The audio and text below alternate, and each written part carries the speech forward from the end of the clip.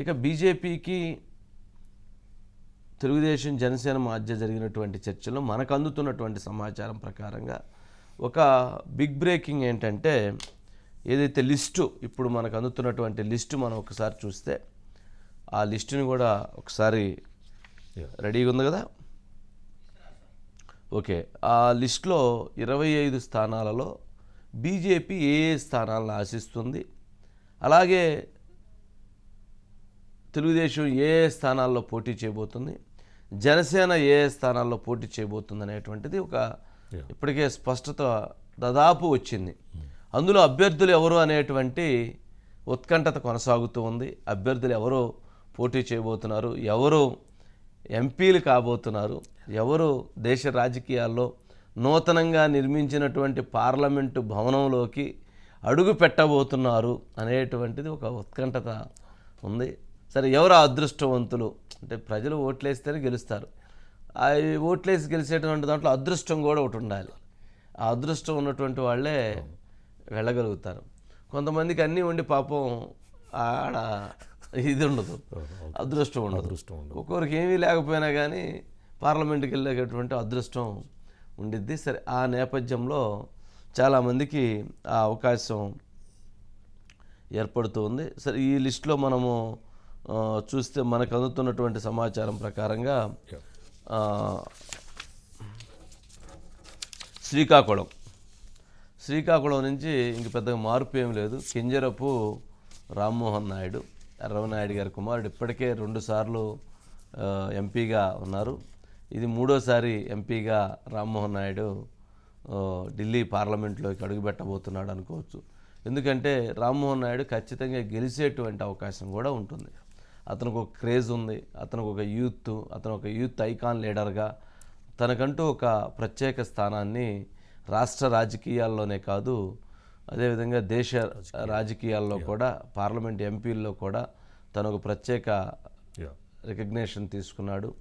అలాగే శ్రీకాకుళం పార్లమెంటు పరిధిలో వాళ్ళ ఫ్యామిలీకి వాళ్ళకి ఉన్నటువంటి చరిత్రతో తనకంటూ ప్రత్యేక గుర్తింపుని తెచ్చుకున్నాడు. కాబట్టి మరోసారి శ్రీకాకుళంలో రామ్మోహన్ నాయుడు పోటీ చేయబోతున్నాడు. గెలిచేటువంటి అవకాశాలు కూడా ఉన్నాయి.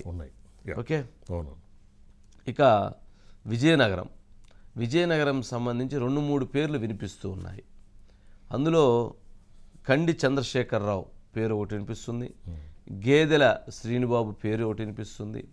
అట్లాగే నెల్లిమర్ల బంగారు రాజుని విజయనగరం ఎంపీగా కంటెస్ట్ చేస్తే బాగుండిద్ది అనేటువంటి ఉద్దేశంతో అక్కడ ఒకటి చర్చ జరుగుతూ ఉంది. సరే, ఏదైనా కానీ వారికి అక్కడ స్పేస్ని క్రియేట్ చేయాలి అనేటువంటి దాంట్లో ఒక ఆలోచనతో ఉన్నారు. ఇక విశాఖపట్నం మనం అనుకున్నట్లుగానే శ్రీ భరత్ అక్కడి నుంచి లాస్ట్ టైం కంటెస్ట్ చేసి ఓడిపోయాడు. ఈసారి శ్రీ భరత్ అక్కడి నుంచి కంటెస్ట్ చేయబోతూ ఉన్నారు. ఇక అంటే భరత్ లాస్ట్ టైం కూడా అతి కొద్ది ఓట్ల తేడాతో 5,000 3,000 చాలా స్వల్ప ఓట్లతో ఓడిపోవటం జరిగింది విశాఖపట్నం నుంచి శ్రీ భరత్. అట్లాగే ఇక అరకు కొత్తపల్లి గీత అక్కడి నుంచి కంటెస్ట్ చేస్తారని చెప్తున్నారు. లేదా కొత్తపల్లి గీత కాకపోతే హేమానాయక్. ఇక్కడ కొత్తపల్లి గీతకు సంబంధించి తన మీద కొన్ని కేసులు ఉన్నాయి. ఆ కేసుల వివాదం నేపథ్యంలో అక్కడ ఇబ్బంది అవుతుందేమో అనేటువంటి ఉద్దేశంతో హేమానాయక్ చేయొచ్చు. లేదా ఆ కేసులు ఇబ్బంది లేకపోతే మాత్రం కొత్తపల్లి గీత ఫైట్ చేయొచ్చు. ఇప్పటికే కొత్తపల్లి గీత అరకు ఎంపీ స్థానాన్ని కేటాయించాలని మోదీ గారిని, అమిత్ షా గారిని, నడ్డా గారిని కలవటం, వారితో మాట్లాడటం, వారితోటి డిస్కస్ చేసి ముందుకు వెళ్ళాలనేటువంటి ప్రయత్నం దిశగా కూడా వారు అక్కడి నుంచి ముందుకు వెళ్ళారు. ఇక అనకాపల్లి నుంచి నాగబాబు గారి పేరు అనుకున్నారు. కానీ నాగబాబు గారు అక్కడి నుంచి కంటెస్ట్ చేసేటువంటి ఉద్దేశంలో లేరు అనేటువంటిది ఒక ప్రచారం జరుగుతూ ఉంది. అక్కడ నుంచి బైరా దిలీప్ ఎవరైతే ఇటు తెలుగుదేశంలో అట్లాగే జనసేన పార్టీ కూడా బైరా దిలీప్ కూడా అవకాశం ఉండొచ్చు అనేది ఒక ప్రచారం జరుగుతుంది.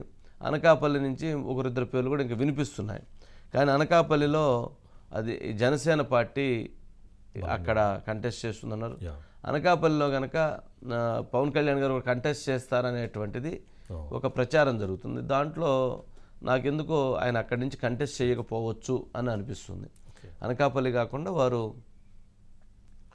కాకినాడ నుంచి చేస్తారేమో అని, అక్కడ వేరే వాళ్ళకి అక్కడ ఉన్నటువంటి సామాజిక వర్గాల ఈక్వేషన్స్లో ఒక బలమైన వ్యక్తిని నిలబెట్టాలి అనేటువంటిది మాత్రం ఒక ప్రణాళిక జరుగుతూ ఉంది. ఇక నెక్స్ట్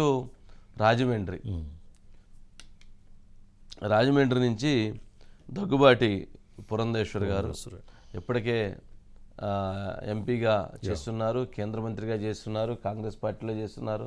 సరే బీజేపీకి వచ్చిన తర్వాత వారికి అవకాశం రాలేదు, కానీ బట్ వారు రాజమండ్రి నుంచి కంటెస్ట్ చేసే అవకాశం ఉంది.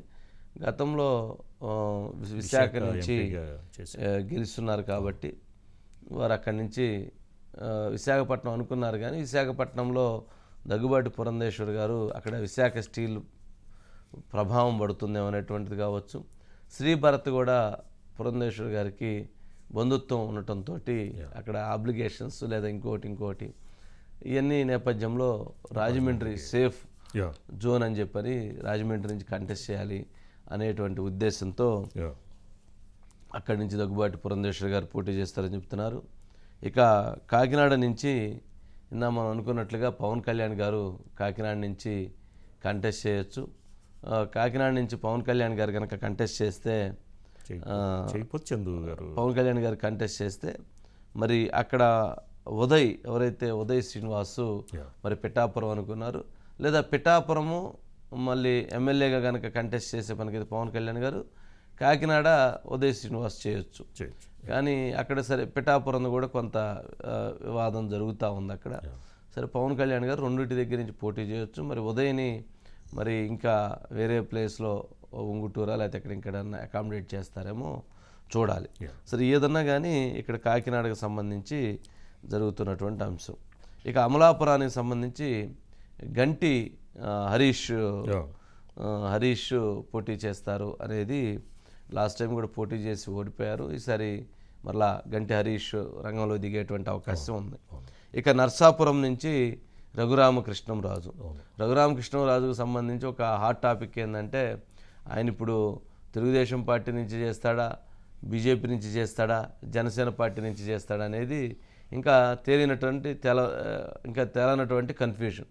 చంద్రబాబు నాయుడు గారు ఇస్తానటువంటి 5 సీట్లలో నర్సాపురం కనుక 5వ సీట్ ఇచ్చే పనికైతే నర్సాపురం తీసుకొని రఘురామకృష్ణరాజు చేత కంటెస్ట్ చేయించుకోండి అనేది వీరు పెడుతున్నటువంటి ఒక ఆబ్లిగేషన్.